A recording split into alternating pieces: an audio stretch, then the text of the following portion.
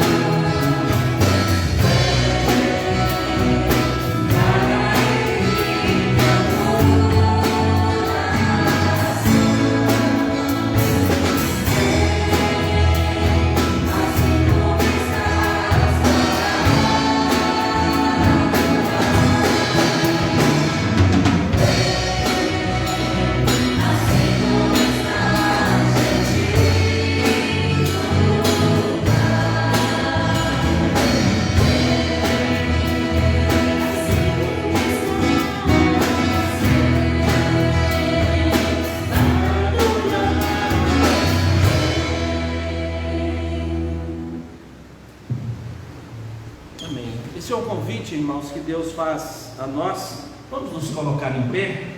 nós continuaremos a louvar, engrandecer e agradecer esse Deus. Nós leremos o Salmo de número 95, leremos todos a uma só voz, Salmo de número 95, depois nós cantaremos o hino de número 7, louvando e exaltando o nome do Senhor.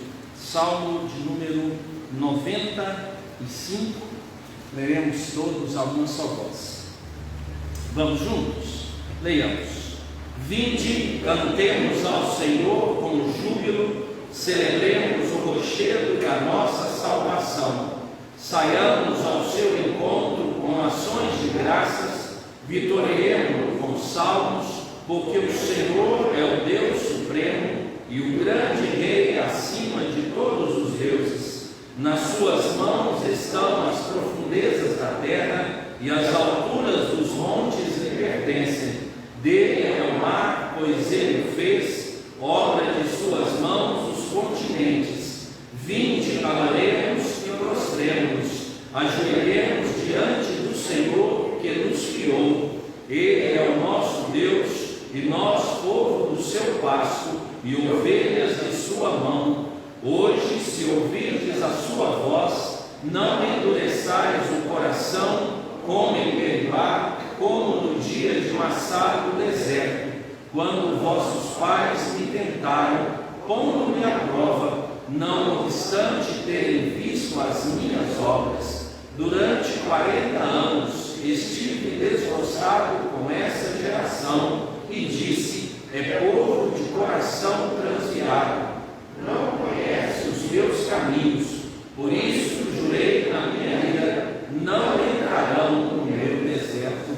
Vinde, cantemos ao Senhor com júbilo. Esse hino nos ajuda a entender e refletir sobre a presença e ação do Deus Pai, do Deus Filho e o Deus Espírito na nossa vida e também no culto.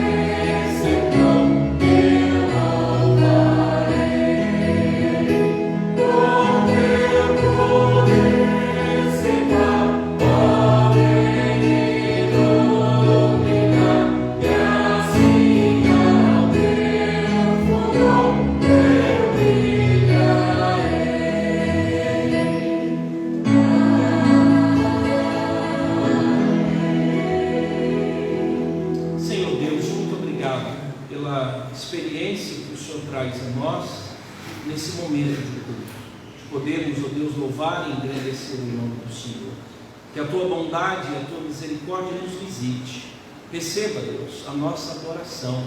Em nome de Jesus nós oramos. Amém. Amém. Os irmãos podem sentar-se. Irmãos, nós temos orado sempre, por famílias enlutadas, famílias, que estão sofrendo, irmãos nossos, próximos, distantes, e a gente sempre tem colocado nessas vidas na presença do Senhor, e que nós continuemos assim, Nós temos um caso novo, de Covid, de internação na nossa igreja, que é o Anderson Miguel, o esposo da Rose, Então, na sexta-feira, se eu não me engano, Ele foi até o hospital, fez os exames e tudo, e aí ele ficou lá em observação, na medicação, para a gente poder orar, continuar orando, né, pela vida do nosso irmão Anderson. Né? Rodrigo, não é o... Isso, Rodrigo é esposo de uma colega de trabalho, né, está internado, em situação grave também. A gente vai orar pela vida do Rodrigo, a gente tem orado pelo avô, né, do Thales, é isso mesmo, né? E a gente tem colocado na presença do Senhor e muitas outras situações, né, que a gente tem vivenciado.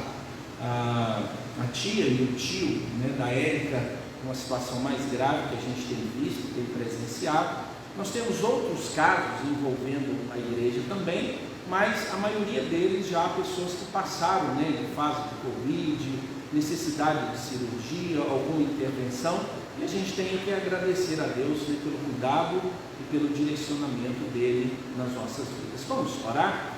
Também lembrando o pastor Leonardo, que é o pastor da primeira igreja presbiteriana de Governador Valadares, ele já está um tempo mais estendido, né, fez traqueostomia, né, todas as tentativas de voltar, né, tirá-lo da intubação não tem sido bem sucedida, uma febre que volta, então é um quadro também preocupante, né, mas de estabilidade, né, a gente vai orar também. Eu sei que você provavelmente tenha mais um pedido aí, né, mas Deus é aquele que sabe, Deus é aquele que ouve, né, todas as nossas orações. Vamos colocar a nossa vida e a vida desses nossos amigos, parentes na presença do Senhor, e depois nós continuaremos a louvar o nome do nosso Deus. Pai amado, muito obrigado por todo o cuidado do Senhor.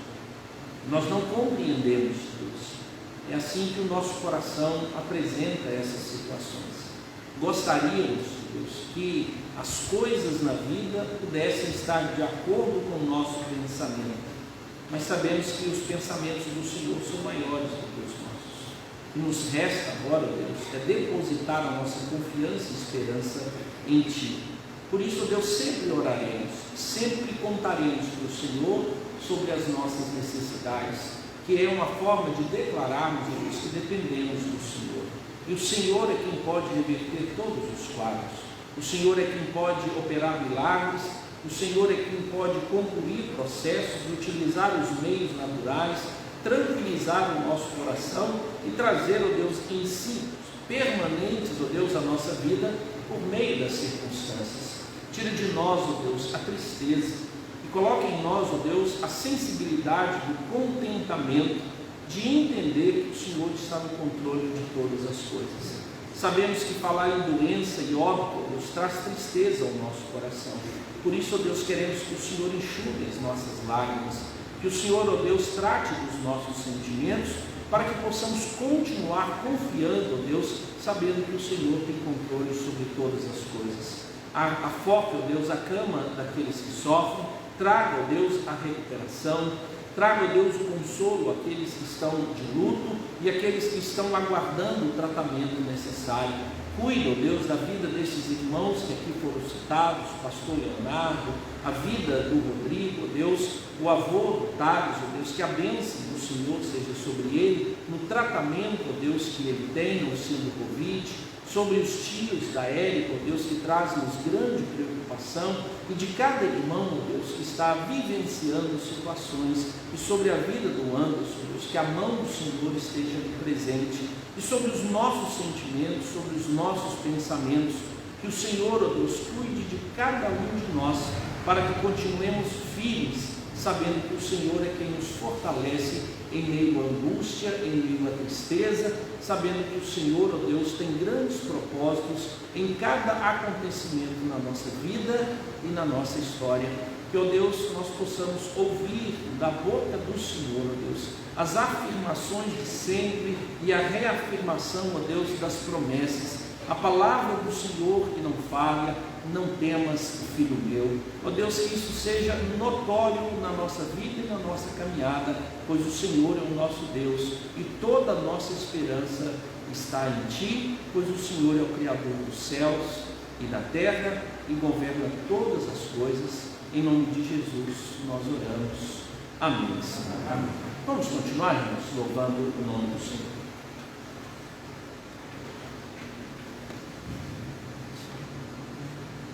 temas, porque eu sou contigo.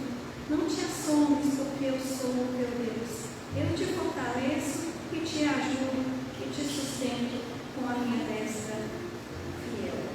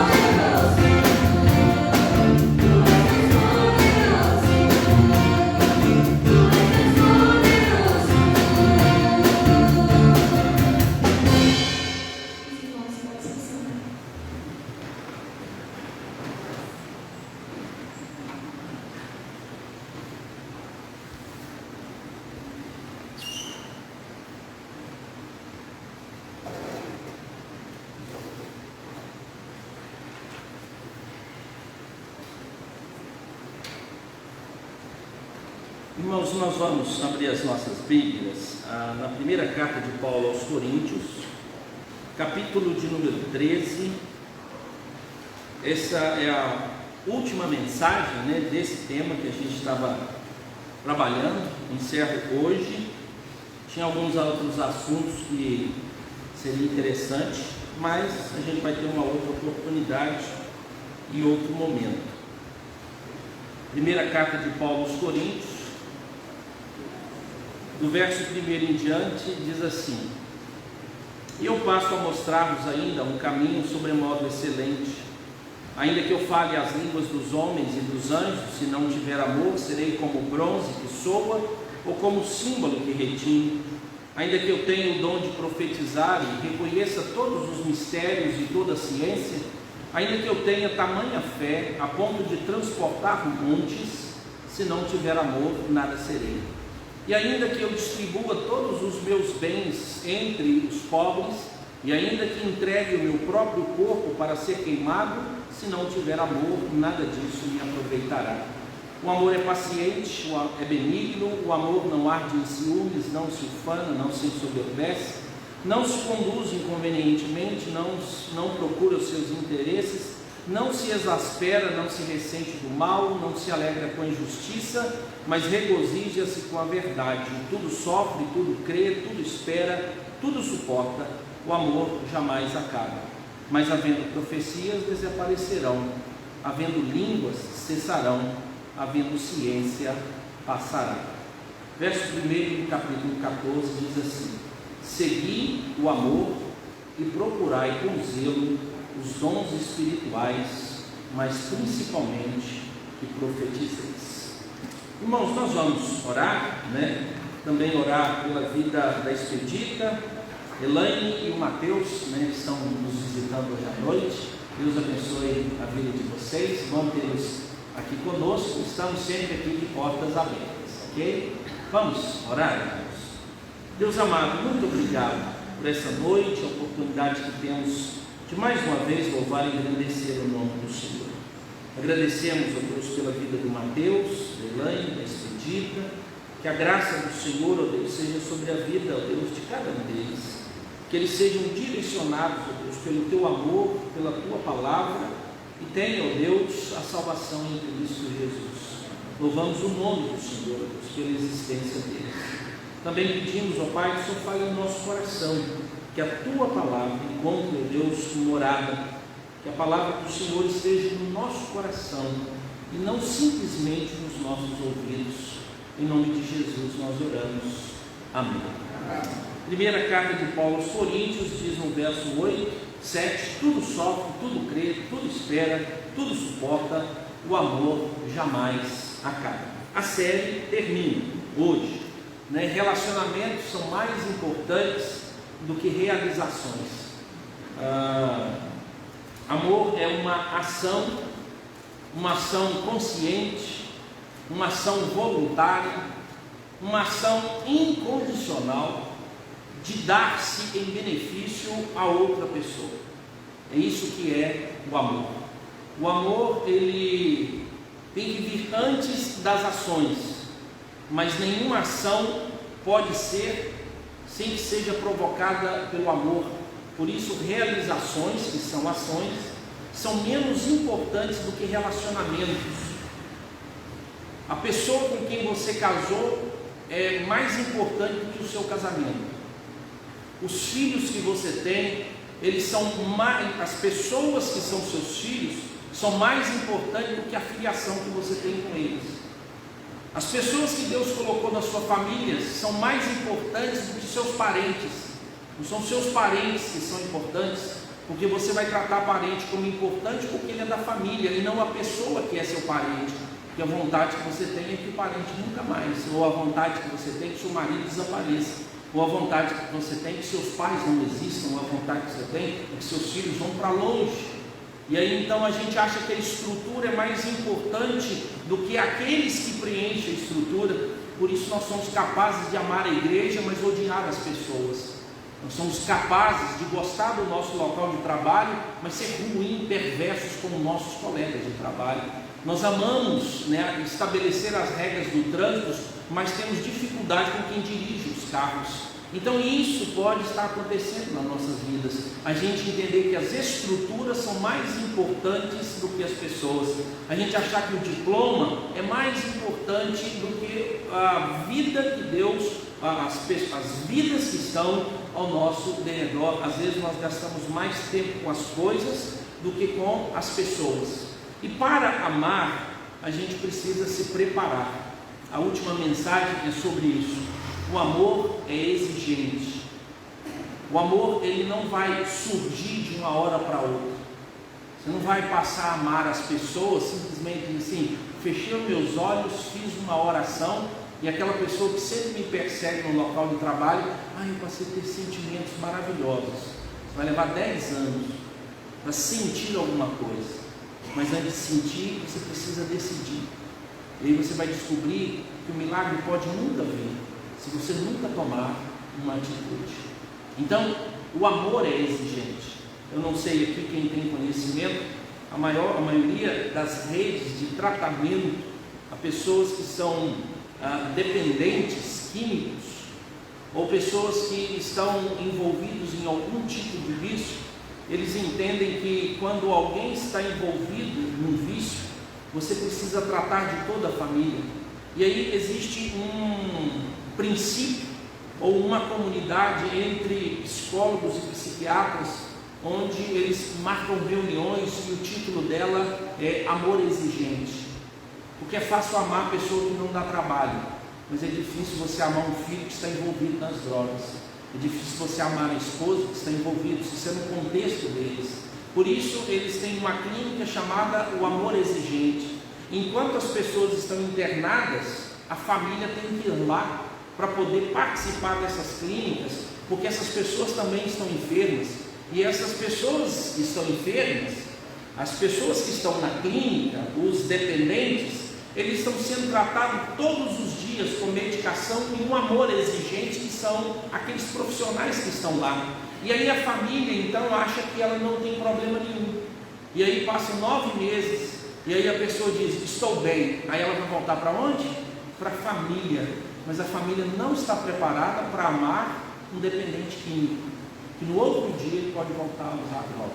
Então ele precisa ser tratado, não só o dependente químico, mas também a família. Por isso o tema da clínica é amor exigente, é amor que exige. E é assim conosco, o amor exige de nós, ele vai sugar de nós toda a energia. A gente vai chegar extremamente cansado para uma reunião, onde a gente deveria então soltar os cachorros em cima das pessoas, e aí porque você ama, você vai ter que engolir o seu cansaço, toda a sua raiva, e dizer, não, eu preciso ser equilibrado, e o amor vai me exigir isso, né? Sobre isso, irmãos, a partir de quarta-feira, nós iniciaremos uma nova série. Como é que eu posso me preparar para isso? É o poder que transforma a nossa vida. E a gente vai pensar um pouquinho sobre como é que eu me preparo e o que eu preciso fazer em determinados momentos e ambientes e como eu devo me comportar. Na quarta-feira a gente vai ter um teste aqui na igreja, você faz sua inscrição, nós vamos precisar fazer, né? Os que estão na internet vão receber também, e a gente vai iniciar fazendo esse teste. Aí os domingos e quartas-feiras, domingo à noite, quarta-feira, a gente vai desenvolver um outro material voltado para o fruto do Espírito. Como é que eu posso encontrar amor, paz e alegria? Como é que eu posso mostrar isso e não as obras da carne? Por quê? Porque quando você deixa de amar, o que predomina é a obra da carne. Então a gente vai entender as obras da carne, como elas estão muito próximas de nós, e como nós devemos entender o fruto do Espírito na nossa casa, na nossa família, nos nossos locais de reunião, porque agora nós somos movidos por esse Espírito. Então o amor é exigente. Por exemplo, andar no Espírito é uma exigência. Andar no Espírito não é uma proposta, talvez você possa considerar. Não, a ordem é o que Paulo colocou, ande no Espírito. Então o único modo de você vencer a carne é entender o amor exigente, o amor que exige de você, tanto o amor a Deus, quanto o amor às outras pessoas. Você não faz porque honra a Deus, mas ao mesmo tempo você não faz por causa das pessoas. E na verdade, nós não seremos conhecidos pelos cultos que fazemos, irmãos. As pessoas não nos admiram pelas músicas evangélicas que nós cantamos. As pessoas não admiram os cabelos ou as roupas decentes que nós temos.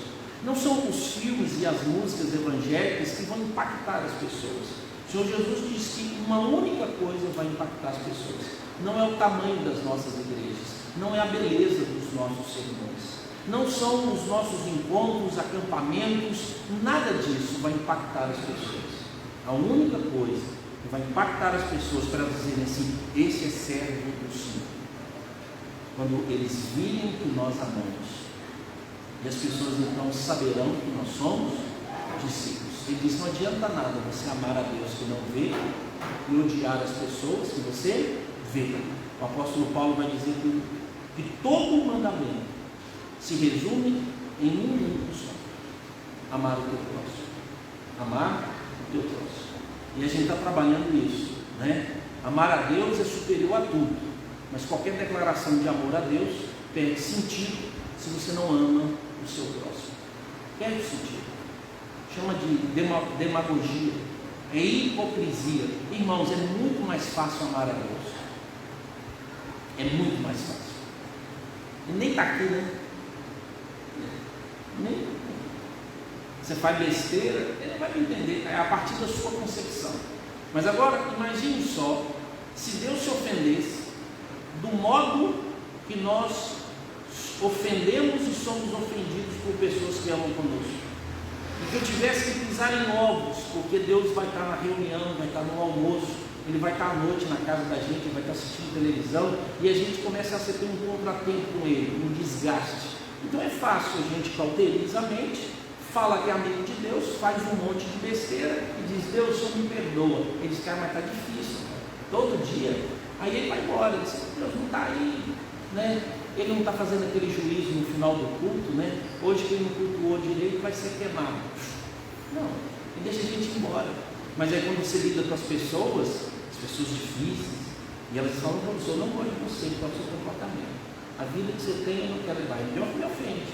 E parece que Deus não traz essa ofensa. Por isso que é mais fácil, então, amar a Deus. E fazer o quê? Ignorar as pessoas. Mas Deus está de olho nessas coisas. E a gente precisa preparar-se para isso. Alguém traduziu essa frase que nós acabamos de ler da seguinte forma: prepare-se para amar, então cuide-se e cuide-se sempre. Ele está dizendo que quem decide amar vai ser exigido. Se você não estiver pronto, você não vai conseguir amar. E aí a tradução dele é: o amor não conhece limites para a sua paciência, fim para a sua confiança, nem enfraquecimento de sua esperança. Ele é capaz de suportar tudo. O amor jamais acaba. O que nós necessitamos nessa caminhada? Então, é muito comum nós acharmos que o amor ele vai nascer em nós naturalmente. Existem pessoas que naturalmente são pacientes, naturalmente são generosas, mas nem todas as pessoas. Por isso, então, quando o apóstolo Paulo coloca aqui 15 itens para definir o que é amor, o apóstolo Paulo nem arranhou a lista do que é o amor. Mas o apóstolo Paulo, contentemente e desafiadoramente, disse à igreja de Corinto que esses eram um dos problemas que ela tinha. Por isso, então, entenda que essa não é a lista final do que é o amor. Por isso que ele termina com tudo. O tudo, o tudo, o tudo e o tudo. Ou seja, justamente para deixar a gente bolado. Mas tudo é tudo. Aí eu sou incapaz do tudo. Eu disse: é isso mesmo. Por isso você precisa da graça. Você precisa entender o amor de Deus. Você precisa compreender o que Deus fez. Ninguém é capaz de amar se não compreender o que Jesus fez por nós. Por isso, o amor que o apóstolo Paulo utiliza aqui é o amor de João 3,16. Porque Deus amou o mundo de tal maneira que deu. Por isso, 1 João 3,16 vai fazer o resumo. Assim como Cristo Jesus deu a vida por nós pecadores, devemos nós dar a nossa vida pelos nossos irmãos. É o mesmo sacrifício, mas a gente só consegue fazer isso olhando para Cristo. Eu sei que algumas pessoas têm em si naturalmente um amor. Por quê? Porque amor é um atributo de Deus e Ele comunica isso ao ser humano. Mas o pecado ele desvirtua. E aí o apóstolo Paulo diz: olha, peguem o amor para resolver o problema de vocês. Então às vezes você não vai ter dificuldade com paciência, você é uma pessoa extremamente paciente, mas você talvez seja uma pessoa extremamente orgulhosa. É tudo para você, mas você demonstra paciência para que as pessoas possam te admirar. Então cada um de nós, e o apóstolo Paulo ele trata justamente os problemas que a igreja de Corinto. Então às vezes, por exemplo, o amor perdoa. A gente não encontra esse termo aqui. Então talvez o único modo de você demonstrar amor é procurar alguém e perdoar. Talvez o modo de você demonstrar amor é pagar a conta que o seu sogro tem com dificuldade financeira. Você tem uma vida melhor do que ele, seu sogro, sua sogra, eles estão passando um aperto financeiro, eles não têm dinheiro suficiente para pagar todas as contas, mas você diz para eles: todos os dias eu vou orar por você, mas você tem um dinheirinho lá no canto que poderia ter resolvido esse problema há muito tempo. Talvez, se você mandasse uma carta para Deus e Deus mandasse uma resposta, ele dissesse isso. Talvez tenha um parente seu, um amigo próximo que necessita da sua presença, de ouvir a sua voz e ouvir uma informação sobre um discípulo de Cristo Jesus, o seu testemunho. Talvez Deus dissesse assim: olha, o único modo de você amar essa pessoa é enveredar-se na vida dela. Você já viu como as coisas mudam quando alguém passa a preocupar com a gente, assentado do nosso lado? Então, às vezes, o único modo de você demonstrar que é amor é passar a respeitar a sua esposa, tratá-la com dignidade, com respeito, com honra, com fidelidade. É isso que Deus espera. A gente pensa em adultério, mas quantas pessoas que nunca adulteraram, mas já assassinaram a reputação do esposo e da esposa? Então você não precisa fazer muita coisa, não precisa vender as coisas, nem longe no sacrifício. A única coisa que Deus espera é você ser educado. Talvez o que você precisa para demonstrar que ama as pessoas é passar a ser gentil com as pessoas com quem você trabalha, porque você colocou na sua cabeça que todo mundo que trabalha com você é seu inimigo, então você tem que destruí-lo. Você nunca é generoso. Então cada um de nós precisa fazer uma leitura pessoal de como demonstrar amor, porque às vezes nenhum desses itens aqui é problema para você. Pastor, tem uma dificuldade com esse negócio, com uma tranquilidade. Mas a gente sempre pede em algum lugar, irmãos. Talvez o modo que você precisa demonstrar amor é que você precisa deixar de ser legalista. Tudo é muito rígido, tudo é muito difícil. E as pessoas que convivem com você preferiam você morto do que vivo, porque eles diriam: agora não estão vivos. Graças a Deus. Graças a Deus. Agora você que precisa descobrir. Mas você precisa se preparar para isso. É isso mesmo, nós precisamos orar. Presta atenção. Nem sempre a oração vai resolver o negócio. Sabe por quê? Porque não adianta oração sem decisão. Eu oro, eu não decido, eu não tomo a decisão. Tomei a decisão.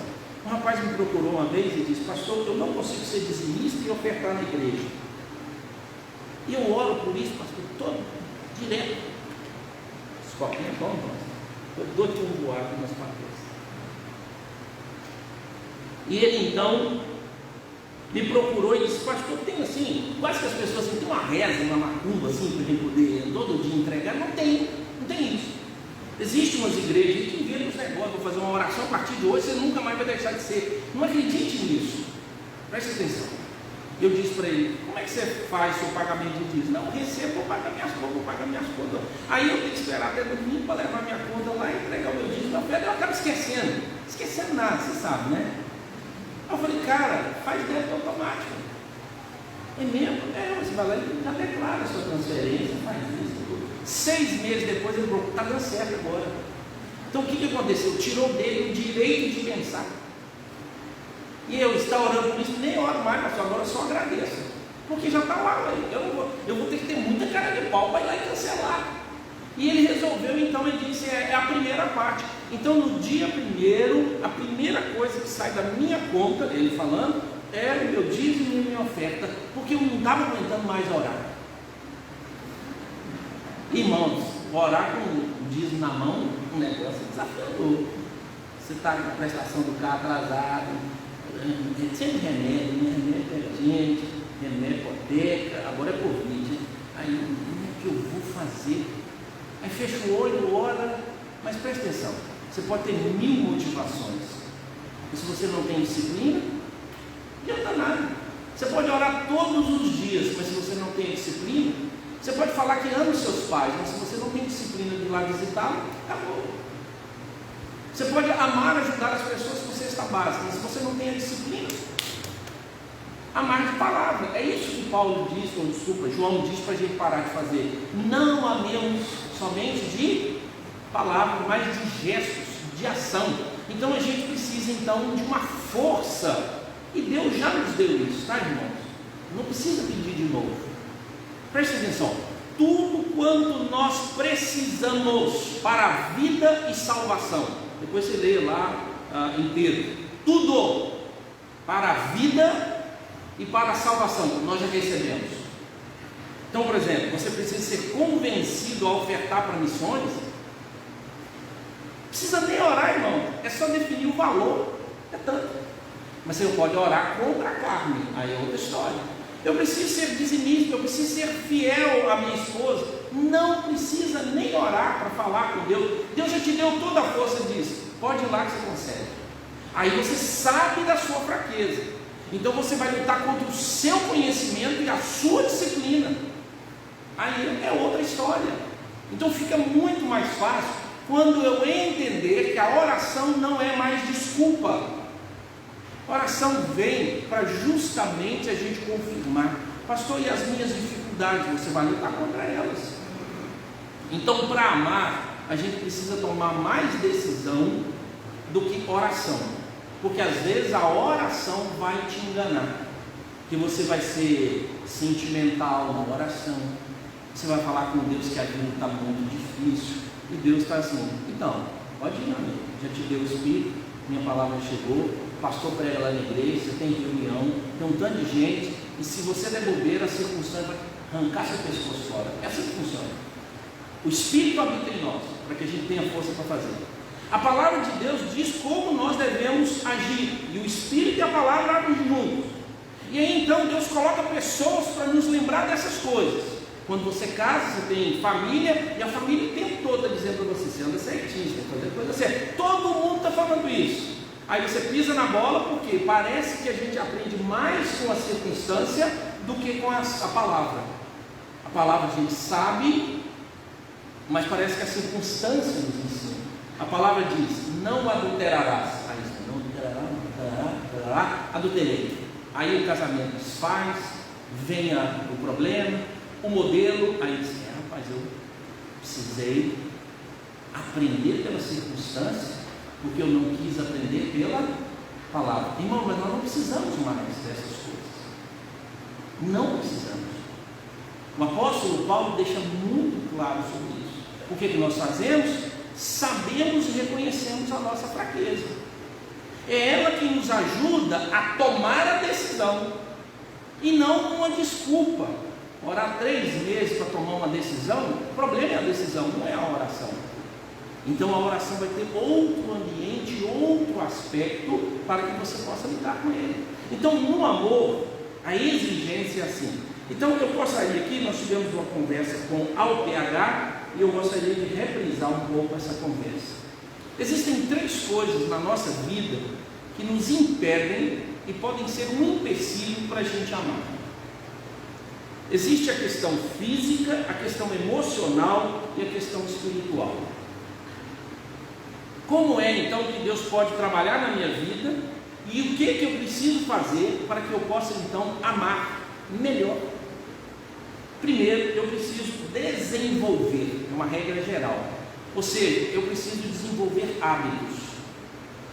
Aquilo que eu falei, ainda que você tenha toda a motivação, ainda que Deus traga todos os estímulos, porque Deus falou para isso, Deus mandou o Espírito, Deus mandou a palavra, Deus manda pessoas e Deus manda circunstâncias. São todos os estímulos que nós temos para fazer isso. Isso é externo. Isso vem para nós.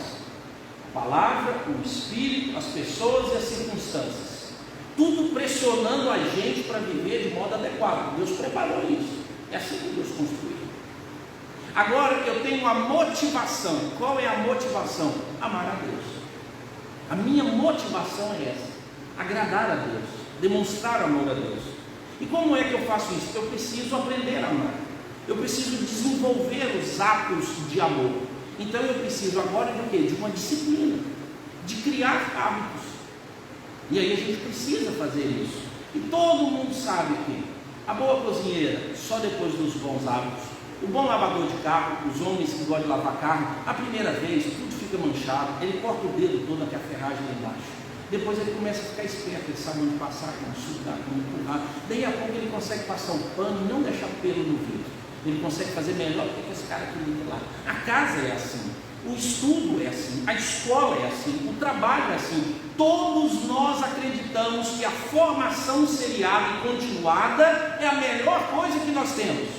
Mas quanto ao amor, a gente acha que tem que ter milagre. Então eu posso aprender a amar. Olha o tanto de ensinamento que a Bíblia traz. Então eu preciso ir para uma escola, ou eu preciso desenvolver isso. Então eu preciso criar um hábito. Eu preciso criar o hábito de amar. Então, por exemplo, não é de uma hora para outra, chamado de atitudes sazonais de amor. Se eu não pensar nisso, se eu não me programar, eu não vou fazer. Eu não vou fazer. Então eu preciso criar hábitos amorosos. Eu preciso desenvolver hábitos amorosos. Então você precisa melhorar seu vocabulário. Aquele tanto de palavrão que você fala com o seu filho, com a sua esposa, com quem está no trânsito, você precisa mudar isso. Pastor, eu vou orar. Pare de orar e tome uma atitude. Paga R$10 para cada palavrão que você falar. Que isso, pastor? É o único modo, não é assim que funciona? Hábito não é assim? Eu vou para a academia, aí é 1 hora de sacrifício, eu paguei 90 conto. Ou 1 hora eu vou lá de novo. Você está pagando, você sabe o valor que tem. Pastor, mas tem que ser espiritualidade. Tome cuidado, porque essa religiosidade pode te enganar.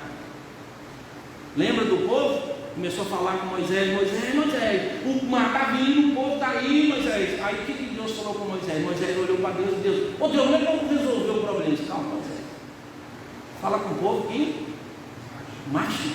Não é para orar agora, Moisés. Acabou o tempo de oração, Moisés. Agora é hora de marchar. A gente orando, irmãos, R$50 faltavam para o missionário em Guiné-Bissau. 12 pessoas ainda estão orando, ó Senhor, manda o dinheiro, era R$50 em 1999, então era muito dinheiro.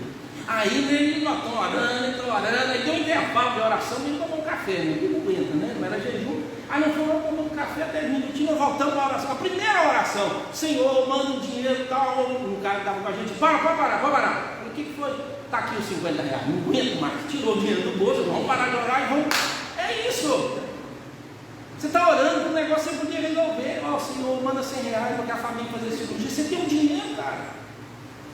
O Senhor manda R$1.000 para resolver um problema com um amigo meu e tal. Chama os seus outros amigos, para de orar. Pastor, o senhor está falando que não é para orar? Não, é porque você orou um dia. Como a gente orou? E usa-me. Você já orou por isso, você já pediu a Deus. Uma oração vale, irmãos. Uma, você já fez. O que você precisa agora? Já ouviu falar do casamento? A Juliana está aqui com todo respeito. Minha mulher chegou e disse: bem, assim, você não disse que me ama. Você não disse que me ama. Oh, Maria, eu venho no dia do casamento, eu não falei lá que eu te amo. Eu falei, mas foi aquela vez, então uma vez basta, meu irmão, não precisa ficar falando todo dia, né? Mas as decisões nossas de ser usado por Deus, às vezes nós vamos espiritualizar coisas e não vamos fazer. Então crie hábitos. Por exemplo, chegar antes do horário de início do culto. É hábito. Ó Senhor Jesus, eu vou orar essa semana para eu chegar mais cedo. Então você sai 7h10 de casa, 7h45. Pastor, nem oração resolve. Não, amigo, oração não resolve. Porque Deus sabe o quê? Ele diz: se você não tomar vergonha, Olha o dinheiro que Deus te dá, e você olha, você gasta ele totalmente errado. Mas você fala assim, Deus manda mais, Ele não dá mais, vou mandar para outro. Tem gente administrando melhor que você. Essa oração, ela perde o sentido. É jogar na cara de Deus aquilo que Deus já fez. Oh Deus, dá de novo. Senhor, manda alguém ajudar fulano. Senhor, eu sei. Não, Senhor, manda outro. Eu não. Então por que você está orando? É hipocrisia. É nesse sentido, tá, irmão? Estou exagerando aqui para ver se a gente resolve. Eu tenho meus problemas, cada um tem os seus, então você descobre os seus hábitos. Mas vamos lá então. Primeiro, você precisa desenvolver hábitos extremamente necessários que vão revigorar a sua vida fisicamente. Ué, fisicamente? Por quê?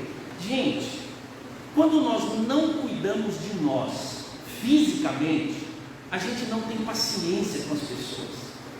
A gente está cansado, está esgotado. Uma enfermidade não tratada, não cuidada, pode virar um problema para a família. A gente sabe disso. Pessoas que têm o orgulho de dizer que tem 10 anos que não tira férias, vai morrer, e vai ser uma morte ruim ainda, dolorosa, porque ele resolveu ignorar que fisicamente ele precisa estar bem para demonstrar amor à esposa, para demonstrar amor aos filhos, para demonstrar generosidade, paciência, para solucionar problemas. De vez em quando alguns patrões falam assim, filho, vai embora para casa e você está atrapalhando o trabalho, você não tem condição de estar aqui. E às vezes nós ignoramos que fisicamente nós precisamos buscar estar bem para que a gente possa desenvolver uma boa atividade. Aqui, caracteristicamente, tem muitos irmãos que trabalham ou trabalharam de turno. A gente sabe a vida desses homens, dos filhos e das esposas, por mais bem sucedidos. Vou contar para vocês. Eles pegam 0 horas, se a turma faz de 0 a 6 ou de 10 a 6, que fosse esse horário aí. Mas durante o dia, menino podia piar em casa, mulher podia assistir uma novela, podia trazer amigo, um inferno nessa casa, mas estava todo mundo feliz porque está empregado, graças a Deus. Mas fisicamente essa casa sofria, não é por mal, irmãos, é por necessidade. Então se a gente não dorme bem, a gente não come bem, a gente está com dor, o corpo doendo, o pé doendo, se a gente tem problemas físicos, nós vamos encontrar dificuldade para amar e provavelmente nós vamos criar problemas.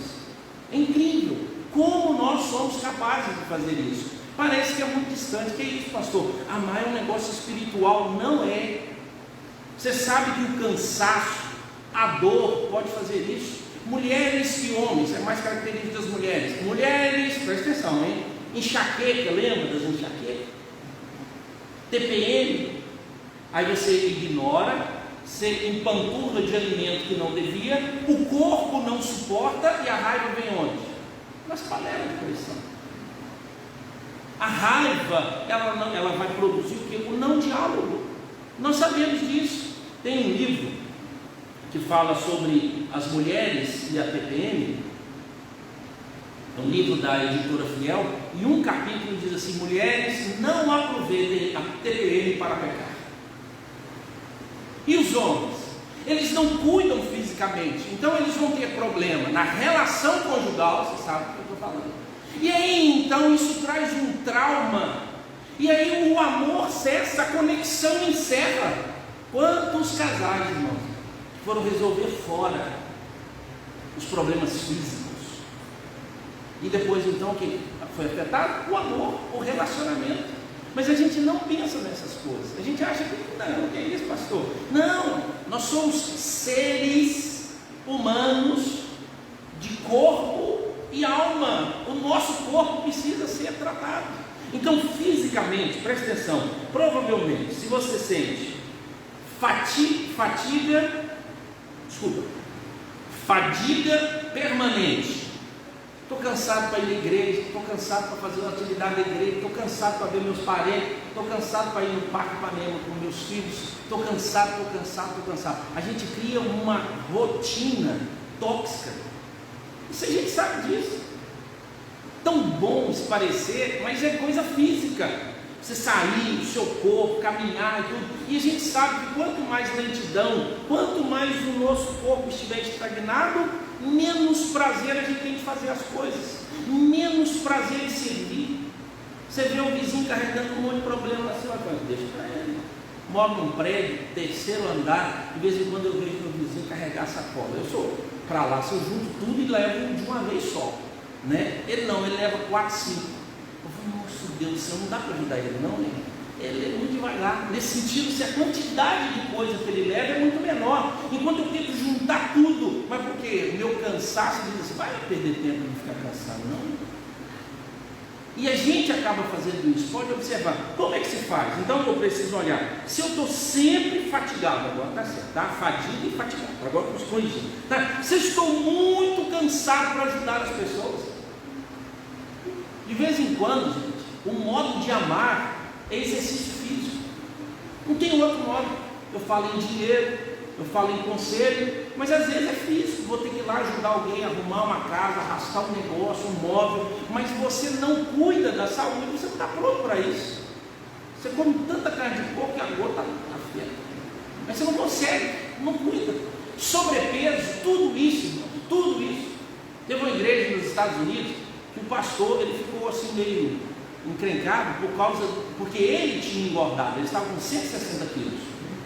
Mas só que ele fez um negócio, ele lançou um mês uma campanha para todos os membros da igreja pesarem, fazerem as medidas e um acompanhamento, e a igreja bancou tudo isso. No final dos estudos, ele entendeu que a igreja precisava cuidar-se fisicamente. Então ele trabalhou uma dieta com a igreja, com profissionais, incentivando a caminhada, incentivando exercício físico, incentivando boa alimentação, tratamento psicológico. Ele foi tratar desse povo todo. 25 mil membros tem essa igreja. Ele disse que 11 mil membros entraram na campanha com ele. Nada de espiritual, mas eles passaram a correr. Aí ele fez, uma pesagem falando da quantidade de peso que as pessoas haviam perdido depois de um ano fazendo. Ele não continuou fazendo, mas foi um incentivo. Aí, não, pastor, uma igreja não é para cuidar disso não. Verdade, velho. Mas agora quando você vê uma pessoa melhorando, você vê quando a pessoa dá uma emagrecida, faz um exercício, ela está toda cheia do pique, eles vão fazer um negócio, é muito melhor do que às vezes a gente vê pessoas moribundas. Então preocupar-se fisicamente, ou seja, revigorar-se fisicamente, pode ser a solução para a falta de amor na sua casa. Porque a gente está muito cansado. Às vezes mudar a rotina, o horário do trabalho e a companhia. Por último, é dependente de estímulo. Você nunca tem vontade de fazer nada. Sempre alguém tem que ficar te empurrando.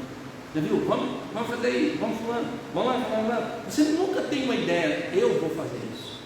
É sempre alguém te arrastando. Então fisicamente você está muito cansado. Você precisa cuidar disso. E nós sabemos, é o que mais ouvimos. Pastor, mas no púlpito?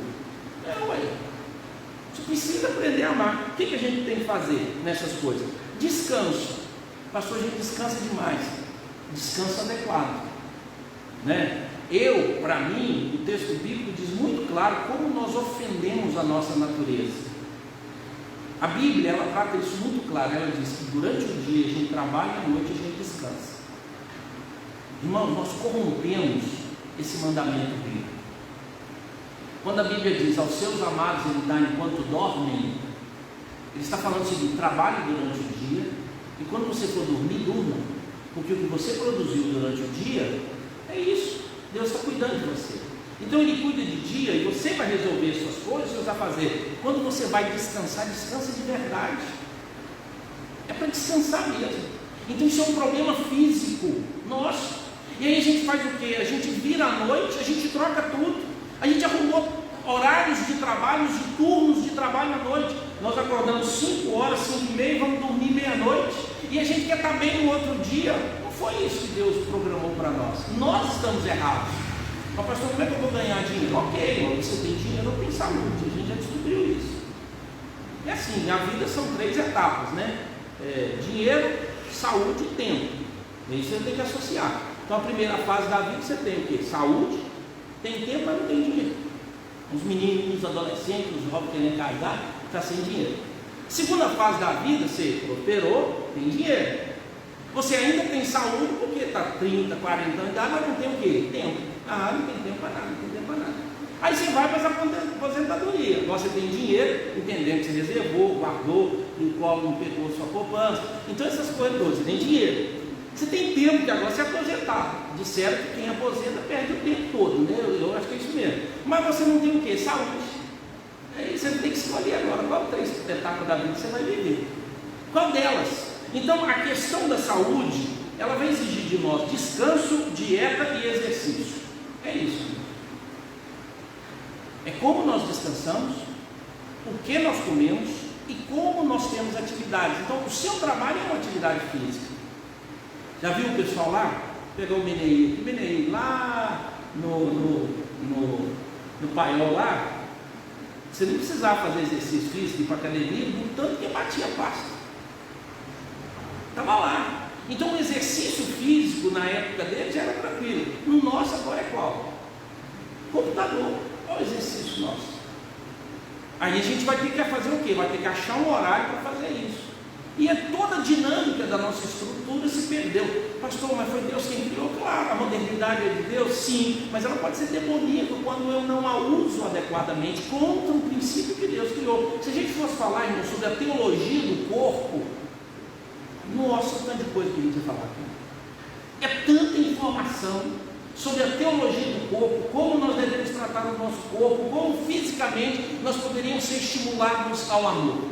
Né? Só da gente entender o que quimicamente o nosso corpo sofre em benefício quando exercitamos, né? Uma das matérias que eu li recentemente é de que alguns gênios da ciência, eles só conseguiam produzir quando caminhavam, e eles caminhavam longas distâncias, caminhavam 7 dias, 10 dias, eles saíam e eles iam produzindo enquanto caminhavam, eles não ficavam sentados, parados para produzir. Então a ciência que os estudou e estuda hoje, entende que aqueles que exercitam estimulam mais o cérebro, para que o cérebro então possa ser extremamente criativo.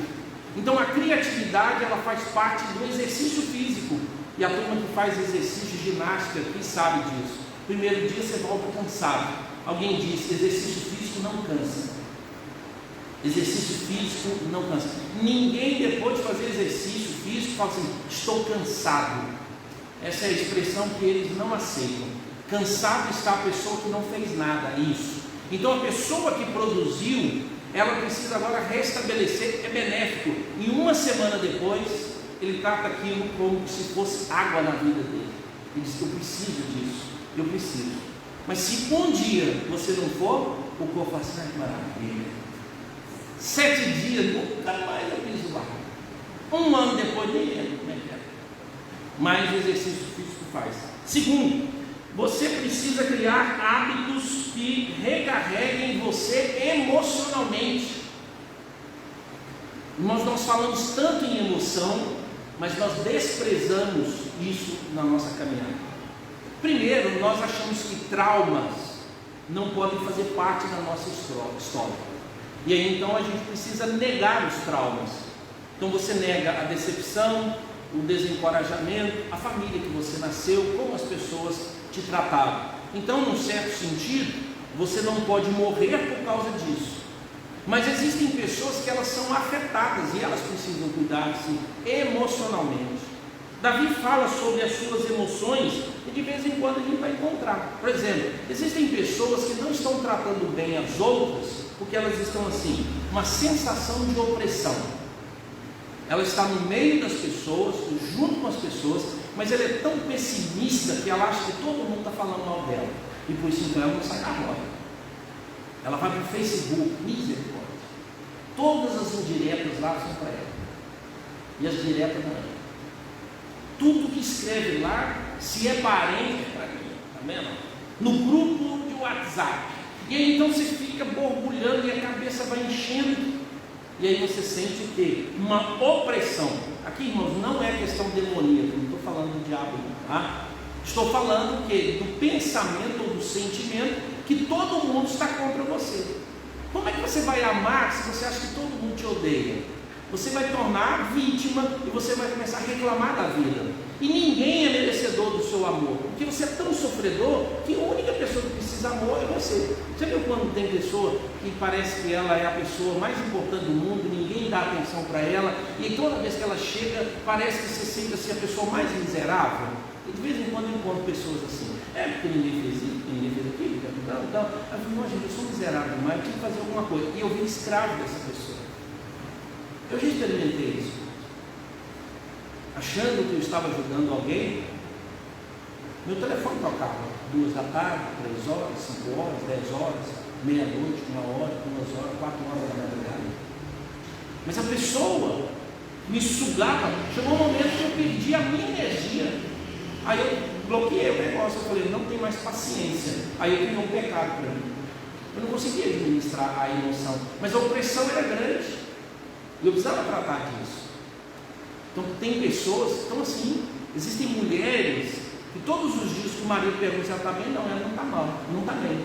E ela se sente bem em dizer para o marido que não está bem, porque ele tem um peso na consciência. Nossa, nada não. Não acredito nada não. O homem fica calado. A mulher pergunta, meu bem, aconteceu alguma coisa? Vamos conversar sobre isso.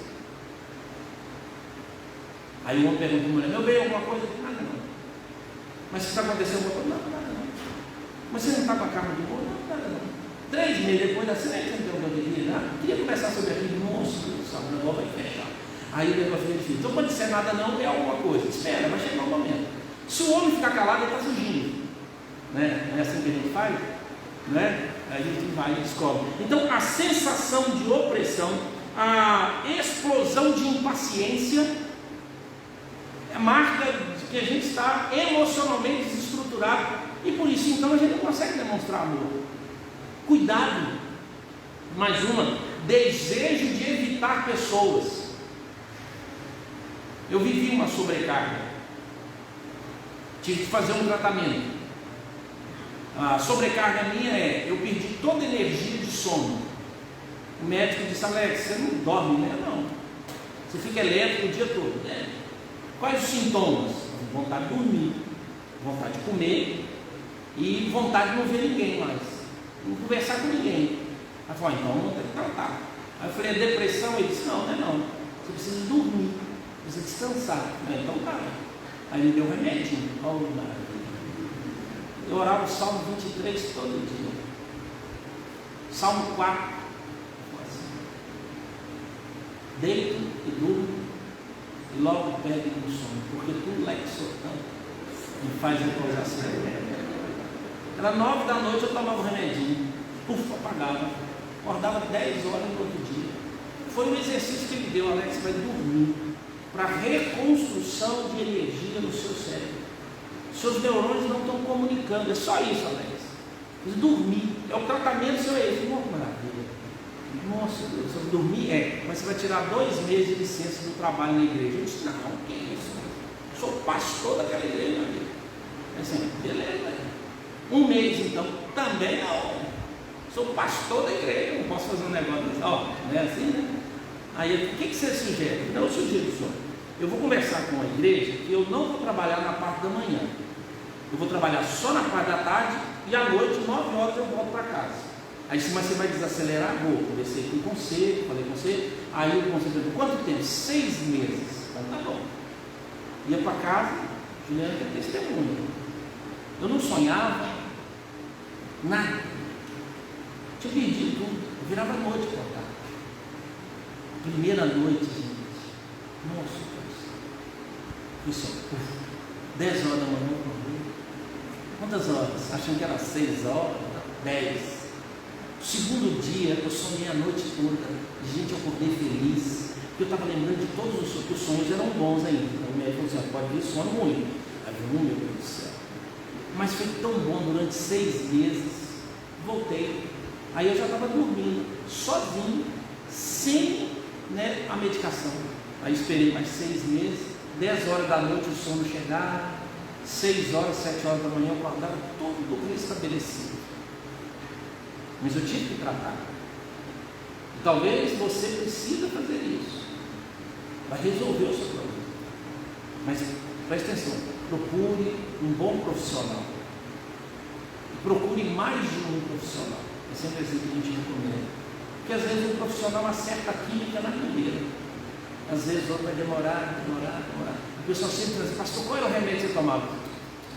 Esse aqui eu não falo não. E esse aqui é faixa preta, né? Então, esse eu não conto não. Tá no seu médico que resolve. Né? Os outros mais tranquilos eu falo, né? Então resolver lá. Mais um, irmãos. A sensação de fuga. A sensação de fuga, ela gera duas coisas. Eu não quero responsabilidade e eu preferia estar morto. Por quê? Porque eu achava que eu não era pai. Falando assim, agora aqui não do meu mal. Isso aqui é a leitura, você em mim. Eu acho que eu não sou mais bom para a minha família. Se eu morresse hoje, seria melhor. Porque eu estou tão emocionalmente afetado que eu não quero ver as pessoas, eu quero ficar no meu quarto. Eu quero ficar ouvindo minhas músicas, Chitãozinho Chororó, chorando. Mas como é que é? É assim, você volta lá no seu passado, no seu momento mais de tranquilidade, sossego, no local que mais você tinha paz. E aí você busca aquilo que te trazia paz. Aí eu sei que alguns iam ouvir altos louvores e tal, mas a sua mente você construiu algo. E aí você precisa buscar. Sabe aquela saudade que dá do passado, de visitar os parentes que não existem mais, as casas velhas, os parentes que você ia, visitar a cidade, o colo, a vila. Está tudo nisso, é a fuga. Que você quer sair da realidade, porque emocionalmente você não está conseguindo tratar disso. E aí você não consegue amar. Então é uma fuga das pessoas, você acha um quarto, você acha um ambiente, ou uma fuga da vida. Aqui o risco está. Gente, quem não teve ainda, se ouvir alguém falar, não leve a brincadeira. O dia que você ouvir alguém falar assim, eu queria morrer, passa a olhar essa pessoa, vigia. A minha adolescência foi assim, de vontade de morrer. Eu queria fazer as coisas e não estava dando certo. Então, só que eu não tinha coragem. Eu não vou tirar. Mas existem pessoas que vão chegar num nível, se elas comentaram sobre isso, existem pessoas que ameaçam. Se vocês não fizerem isso, eu vou me matar. Aí é terrível, isso é mais difícil de tratar. Mas quando a pessoa diz assim, olha, eu não estou bem, eu não quero viver, estou com vergonha, não quero encontrar pessoas, eu não quero mais encontrar parentes, eu quero tirar a minha vida. Essas pessoas, elas precisam de um cuidado maior ainda, inclusive crianças na nossa geração. Então você precisa o quê? Restabelecer isso, recarregar-se emocionalmente. Dá para fazer tratamento, aconselhamento pastoral, encontrar amigos, que às vezes a sua cura está numa reunião na casa de uns amigos antigos, os colegas da adolescência, coisa boa, tá? Não tá gente ruim não, mas é gente que você confia, um irmão da igreja, que você abre seu coração, fala das suas dores. Irmãos, quantas vezes só contar os nossos problemas, uma moça pediu, pastor, eu quero contar um negócio para o senhor pode me ouvir. 2 horas ela foi falando, e eu vi que ela não queria parar mesmo, 2 horas, nossa, Deus, interromper a moça.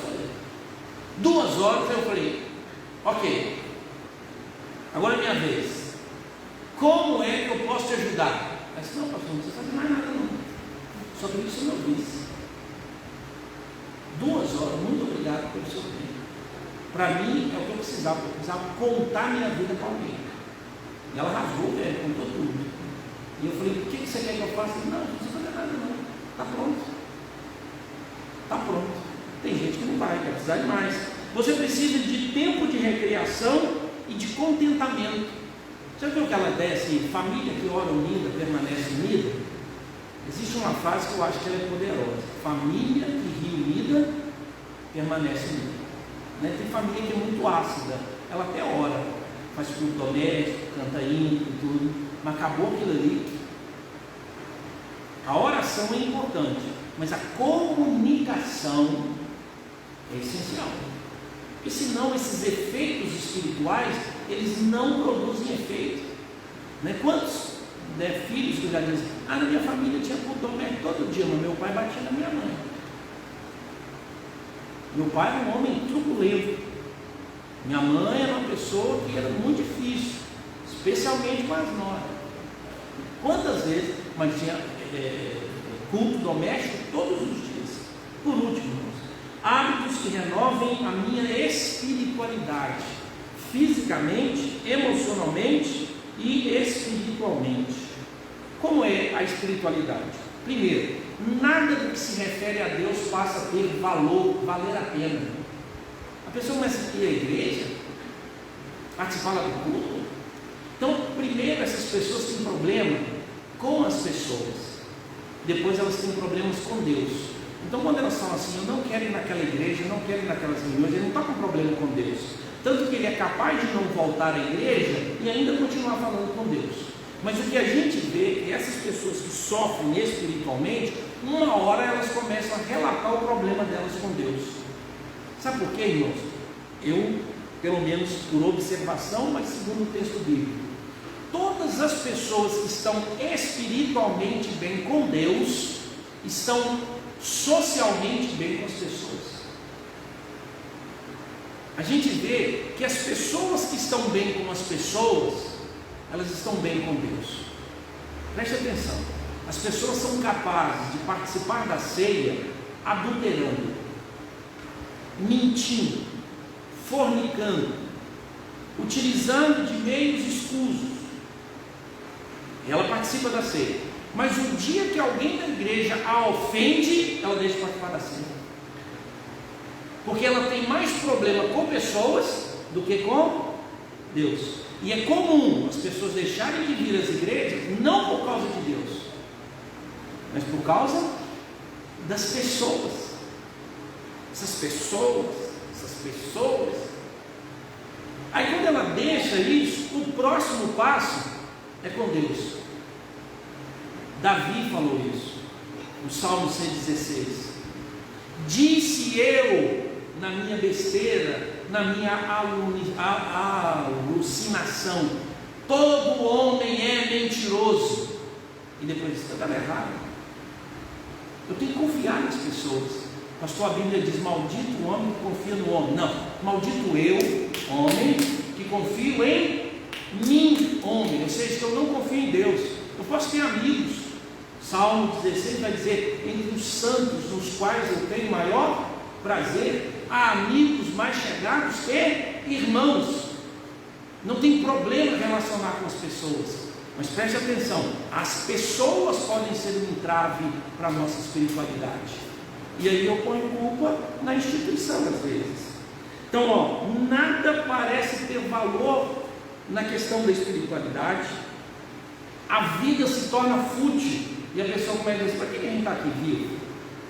Como foi difícil acompanhar uma moça quando eu cheguei aqui em Ipatinga. A moça não é daqui da igreja, mas me encaminharam ela para poder sentar e a gente conversar. E ela sabe disso, se ela estiver assistindo, ela sabe dessa história. Era uma pessoa que tipo assim, para que eu existo? Por que Deus me criou? O que eu estou fazendo nesse mundo? Porque ela resolveu olhar tudo que era ruim. A família que nasceu, o problema da saúde, alguma coisa, sempre diz, filha, tem que parar com isso.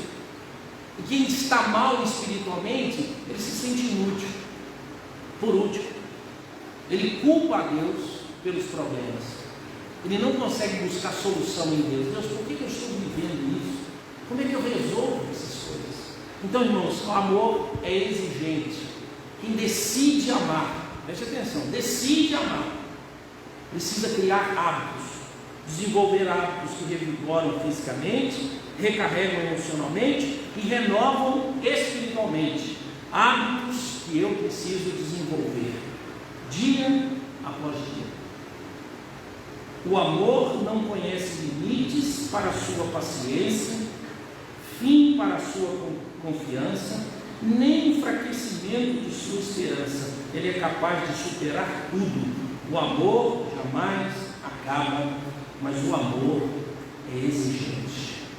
O amor, ou amar, é uma ação consciente, voluntária, criativa, incondicional, de dedicar-se a uma outra pessoa em nome de Jesus. Pois tudo quanto fizermos, devemos fazer em nome dele.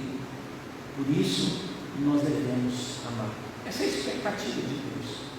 Relacionamentos são mais importantes que realizações. Amar É o mais importante que há nessa vida. Que Deus nos abençoe ricamente e fortaleça o nosso coração. Amém? Vamos ficar em pé, irmãos? Solta a música, nós vamos orar. Deus amado, muito obrigado pela tua palavra, por esses dias que falamos sobre amor. Nos ajude, ó Deus, a ter no coração a ideia da caridade, a beneficiar outros, ó Deus, porque relacionamentos são mais importantes que realizações. Ajuda-nos, ó Deus, a entender que tudo quanto fizermos, se não tiver amor, é inútil. Ajuda-nos a tomar a decisão correta e não, ó Deus, supor algo que poderia acontecer, pois o amor é uma atitude, não um sentimento. Sonda, ó Deus, o nosso coração e guia-nos para que possamos, ó Deus, resolver essas situações. Em nome de Jesus nós oramos. Amém. E que a graça do Senhor Jesus e o amor de Deus, o nosso Pai, e as ternas consolações do Espírito Santo de Deus repousem sobre vós, amados irmãos, sobre todo o povo de Deus espalhado pela face da terra, agora e pelos séculos dos séculos. Amém e amém. Os irmãos podem sentar-se.